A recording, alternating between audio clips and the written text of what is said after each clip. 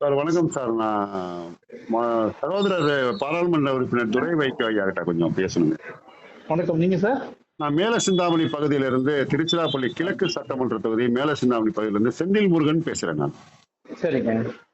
அந்த இப்போ சற்று முன் ஐயா சகோதரர் ஒரு திமுகவுடைய சின்னத்துல துரதிர்ஷ்டவசமாக போட்டிக்கிட்டோம்னு ஒரு பேட்டி கொடுத்தாங்க. நான் பார்த்தேன், லைவா பார்த்தேன். சரி. அது அந்த வாசகத்தை அவர் எப்படி பயன்படுத்தினாரு, அது ரொம்ப முரண்பாடான வாசகமா இருந்துச்சு. எனக்கு என் மனசுல தோணுச்சு. சரி. ஏன்னா கமலஹாசன் இதே திமுக கூட்டணியில அவங்க வலியுறுத்தினாங்க, உதயசூரியன் உங்களுக்கு சீட்டு தர உதயசூரியன் சின்னத்துல போட்டிடுங்கன்னாங்க. இல்ல அது என்னுடைய கட்சிக்கும் என்னுடைய கொள்கைகளுக்கும் அது மாறானது. நான் உங்களோட பயணிக்கிறேன், அரசியல் பயணத்தை தொடர்கிறேன். ஆனா இந்த உங்களுடைய டிமாண்டை நான் ஏத்துக்க முடியாதுன்னு அவர் மதிப்போட விலகிட்டாரு.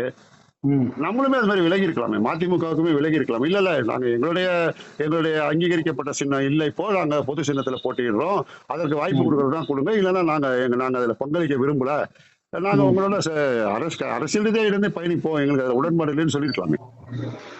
அதுதான் துரதிருஷ்டவசமா சொல்லியிருக்காரு. இல்ல சார், அதுக்கு பேரு துரதிர்ஷ்டவசம். அது சரியான. என்னுடைய கேள்வி என்னன்னா, துரதிர்ஷ்டவசம் என்பதற்கு பின் உள்ள உண்மையான விளக்கத்தை சொல்லணும். எதிர்பாராம நடக்கிறது வேற சார். அதாவது இது ரொம்ப நாள் கூட்டணி பேச்சுவார்த்தை நடந்துச்சு, ரொம்ப நாள் போச்சு. நமக்கு நம்மள அவங்க கண்டிஷன் பண்ணாங்க, நாங்க உங்களுக்கு இவ்வளவு சீட்டு தான் தருவோம்னாங்க. அதுல அனைத்துலயுமே உதயசூரியன் சின்னத்தெல்லாம் போட்டிருந்தாங்க. அப்புறம் ஒரு குறிப்பிட்ட நேரத்துக்கு அப்புறம் இல்ல. நீங்க மதிமுகவா? இல்ல சார், நான்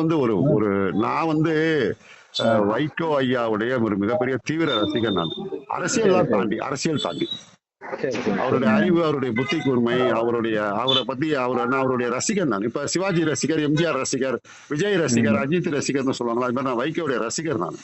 ஆமா, நீங்க என்ன செய்யுங்க, ஒரு குரல் பதிவு எனக்கு அனுப்புனீங்க அப்படின்னா உங்களை அறிமுகப்படுத்திக்கிட்டு ஒரு குரல் பதிவு அனுப்புங்க. அதை நான் தலைவருக்கு அனுப்பணுமா சின்னவருக்கு அனுப்பணுமான்னு சொல்லுங்க, நான் உங்க பார்வைக்கு கொண்டு போறேன். சகோதரர் துரை வைகோக்கு அனுப்புங்க.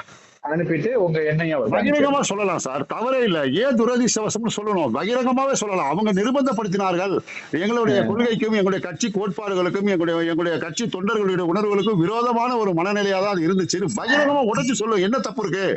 இல்ல அதான் சார், நான் என்ன கேக்குறேன், நீங்க என்ன சொல்ல விரும்புறீங்களோ அது ஒரு குரல் பதிவா அனுப்பி இதே நம்பர் வாட்ஸ்அப்புக்கு எனக்கு அனுப்பிச்சு விட்டுட்டு உங்களை அறிமுகப்படுத்தி நீங்க சொன்னீங்கன்னா அந்த விஷயத்தை நான் அப்படியே அவங்க தலைவர்களுக்கு எடுத்து போறேன்.